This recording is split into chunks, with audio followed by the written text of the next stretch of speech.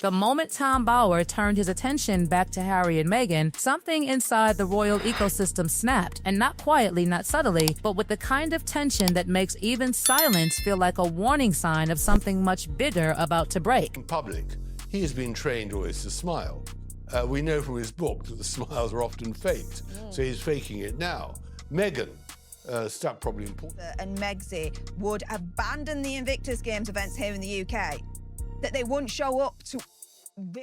Meghan Markle, without her by his side, the insiders say that the Invictus Games organizers... Tom Bauer has made billionaires sweat, forced prime ministers to squirm, and left moguls wishing they had never answered a single call. And now Tom Bauer is circling Harry and Meghan again, but this time the stakes feel different, heavier, almost dangerous in the way the narrative is unfolding piece by piece like a puzzle nobody wanted assembled. Because this isn't just another book, not just another opinion, this is a calculated move backed by a reputation that has survived lawsuits, scrutiny, and relentless challenges, and somehow emerged untouched, and that alone should make anyone pause. Why does Tom Bauer keep winning where others collapse? Why does every name Tom Bauer touches end up dragged into a storm they cannot fully control? And more importantly, why Harry and Meghan again, and why now?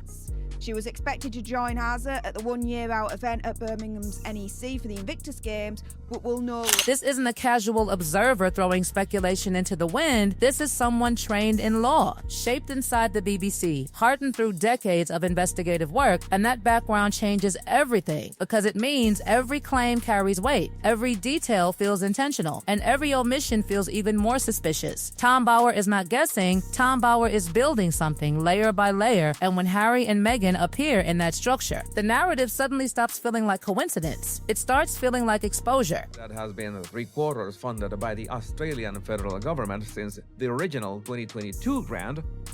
Look at the pattern. Tony Blair, Richard Branson, Simon Cowell, Boris Johnson, King Charles, Harry and Meghan, every name carries power, influence, control, and yet Tom Bauer steps into those spaces and leaves behind something unsettling, a distortion of public image that refuses to disappear. And here's the uncomfortable truth hiding underneath it all: none of them walk away clean. Did not end in the arena. Thanks to Invictus Germany, the Games became a catalyst for lasting national change.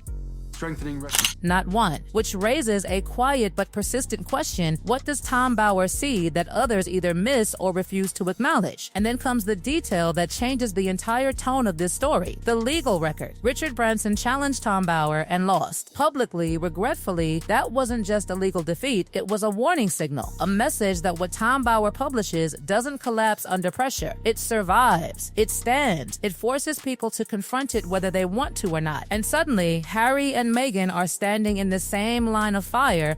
For Invictus, he is in the UK specifically to under the same scrutiny with the same consequences looming just out of view. So when Tom Bauer releases betrayal, power, deceit, and the fight for the future of the royal family, it doesn't land quietly. It detonates. Serialized excerpts ripple through public conversation. And what follows is not just reaction, it's shock, confusion, division, because the story Tom Bauer is telling doesn't just question actions, it questions intentions, motivations, and something deeper that people don't usually say out loud. And just when everything seems ready to spiral, and that is only the opening, because there's an Invictus milestone the wife skipped, a closed gate at the narrative shifts towards something that complicates everything the Invictus Games. Because here's where it becomes uncomfortable. The Invictus Games are not controversial by nature. They are powerful, emotional, meaningful, built on real stories of resilience and recovery. And for Harry, they represent something genuine, something almost untouchable, a legacy that even critics hesitate to challenge, which is exactly why what happens next feels so explosive. From London to Orlando, Toronto to Sydney, The Hague to Dusseldorf, Vancouver Whistler to Birmingham, the journey of the Invictus Games has been one of growth, expansion, and impact. Lives changed, purpose restored. The Invictus Games, especially this sort of event, it is something that's going to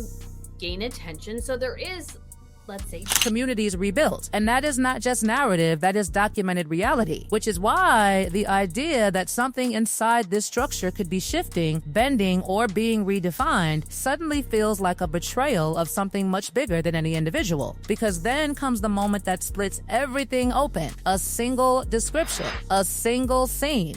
A wheelchair basketball match at Vancouver Whistler. Nigerian players facing American competitors. Details that seem small at first glance, but then something doesn't sit right. Something feels off, and Tom Bauer leans into that discomfort, suggesting inconsistencies, raising questions about eligibility. We all know that the saga is continuing over the Invictus Games missing money, right? About authenticity, about whether the rules themselves are being quietly stretched. And suddenly, the narrative changes tone completely. It stops being admiration. It becomes suspicion. Why did the American players walk away? What does that imply? What is being suggested without being directly stated? And why does it feel like this detail is not just about a game, but about something much larger hiding behind it? Even the smallest pause starts to feel loaded. And the reaction? Immediate, sharp defensive voices from within the military community push back, rejecting the implication, reinforcing the legitimacy of invisible wounds, insisting that not all injuries are visible, not all struggles can be seen. And suddenly the conversation fractures into two competing realities the moment the argument over credibility reaches its peak. The narrative doesn't slow down, it sharpens, pivots, and suddenly everything becomes about absence, about who shows up and who doesn't, about what is seen and what is deliberately kept out of sight. And that is where the tension around Harry and Meghan quietly transforms into something far more strategic, far more calculated than anyone expected. Because now the focus shifts to a date, a location, and a decision that feels small on the surface but carries enormous weight underneath. July 10th, Woody 2026, Birmingham's National Exhibition Center. Harry arrives alone, not delayed, not accompanied, completely solo. And at first glance, it looks ordinary Harry reconnecting with athletes, engaging in pickleball, wheelchair rugby, hybrid athletics, but the more closely you examine the moment, the more something feels different, almost too smooth, too controlled, as if an entire layer of unpredictability has been quietly removed. And in the detail lands, Meghan is nowhere there, not nearby, not expected, not arriving later, just absent. And that absence doesn't sit quietly, it echoes. Because initial plans suggested Meghan would travel with Archie and Lilibet, marking a return to Britain after nearly 4 years. And yet those plans dissolve, replaced by explanations that feel incomplete, shifting from security concerns to logistical adjustments, but never quite settling into something solid enough to silence speculation. Why did the plan change? What triggered that shift? And why does the explanation feel like it's covering something deeper rather than revealing it? Because as Harry moves through the event, everything functions perfectly. No disruption, no delays, no overwhelming media frenzy. Just focus. Clean, uninterrupted focus on the Invictus Games and the athletes themselves. And that detail doesn't go unnoticed. Insiders begin to speak, quietly at first, then more directly, describing a sense of relief backstage, a surprising calm that settles over the event when Harry appears alone, as if something normally expected simply never arrives. And that's where the pattern becomes impossible to ignore, because alongside that calm comes another observation. When Meghan is present, the structure shifts, security tightens, schedules compress, adjustments multiply, and suddenly the narrative surrounding the event starts to compete with the event itself. But here in Birmingham, that competition disappears entirely, leaving behind something almost too clean, too focused, too revealing. And then the conversation takes another turn, sharper, more uncomfortable. Because public perception enters the frame, commentators begin to speculate, some cautiously, others bluntly, suggesting Meghan avoided the appearance to escape a divided reception, to avoid the possibility of public rejection, and whether that claim is fair or not becomes almost irrelevant. Because once it is spoken, it lingers, it spreads, it reshapes how every detail is interpreted moving forward. Because now every decision looks strategic, every absence looks intentional, every explanation feels incomplete. And just when the narrative seems to settle into this new shape, another layer emerges, one that shifts the entire story into something far more controversial. The Vancouver Whistler Games. February 2025. A moment that initially passed as routine, but later becomes the center of a growing criticism, one that connects directly to Meghan in a way that is impossible to ignore, because what was once seen as presence suddenly starts being described as positioning. What looked like visibility begins to feel like control, but then comes the response from Harry and Meghan, and it lands with force. A direct rejection of Tom Bauer's framing, a dismissal of the claims as fixation, as construction, as something built not on truth but on obsession. succession. And yet even that response raises its own questions, because it doesn't dismantle the narrative, it challenges the intention behind it. And then another detail slips in quietly, almost too quietly, a claim attributed to Queen Camilla, suggesting Meghan influenced Harry in ways that feel unsettling, unverified, impossible to confirm, yet impossible to ignore once heard. And that is where the tension becomes something else entirely, because now it is no longer just about events or decisions. It is about influence, control, power behind closed doors. And that is where the story refuses to resolve. Because despite criticism, despite pushback, despite questions about sources, Tom Bower remains standing, unchanged, unchallenged in court, his previous work untouched legally, his narrative still circulating, still shaping perception, still forcing conversations that refuse to disappear. And as everything circles back to the Invictus Games, to Birmingham, to that single afternoon where everything worked exactly as intended, the contrast becomes impossible to ignore. When Harry stands alone, the mission is clear, focused, undisturbed. But when Meghan enters the frame, the story changes, the attention shifts, the narrative expands beyond control. And whether that is fair or not no longer matters, because perception has already taken hold.